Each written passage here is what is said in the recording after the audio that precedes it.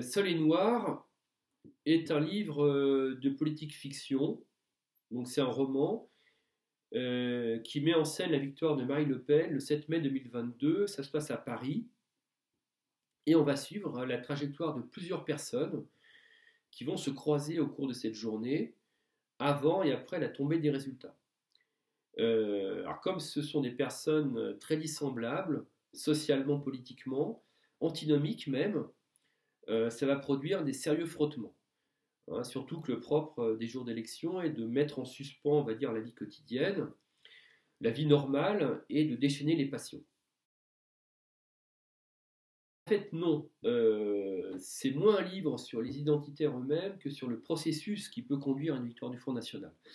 Donc il y a déjà eu des livres de politique fiction sur ce thème, et à chaque fois cet événement est présenté comme un changement radical, comme un bouleversement, comme un séisme. Le séisme d'ailleurs est le titre du livre de Michel Vivorca. Je pense au contraire que tout est déjà en place, hein, c'est-à-dire que l'idéologie identitaire a contaminé l'arc-en-ciel politique, jusqu'au Parti socialiste inclus, depuis au moins 15 ans, hein, depuis les attentats du 11 septembre. Il suffit de voir la place que prend l'islam dans les discours des politiques, dans les débats, dans les médias, alors qu'on est en situation d'effondrement économique. J'écris au présent, donc ce qui est inhabituel dans un roman, pour donner au récit un effet de réel.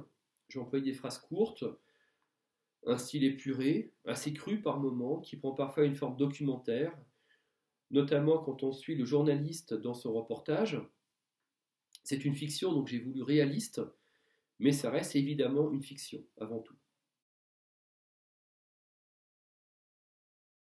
Les identitaires sont ni sympathiques ni antipathiques, hein, ils sont le produit d'un système, d'un régime au bord de l'effondrement, d'un capitalisme du désastre, hein, comme on pourrait l'appeler. Ils sont comme la société les a fait. Ils sont à l'image de la société. Donc ils ont des comportements qui peuvent choquer, évidemment, mais qui deviennent tout à fait compréhensibles quand on les rapporte à leur système de pensée. Hein, ce qui explique aussi d'ailleurs qu'ils fonctionnent tous sur le même modèle. Une suite qui sera l'occasion d'ailleurs de revisiter la théorie du choc des civilisations.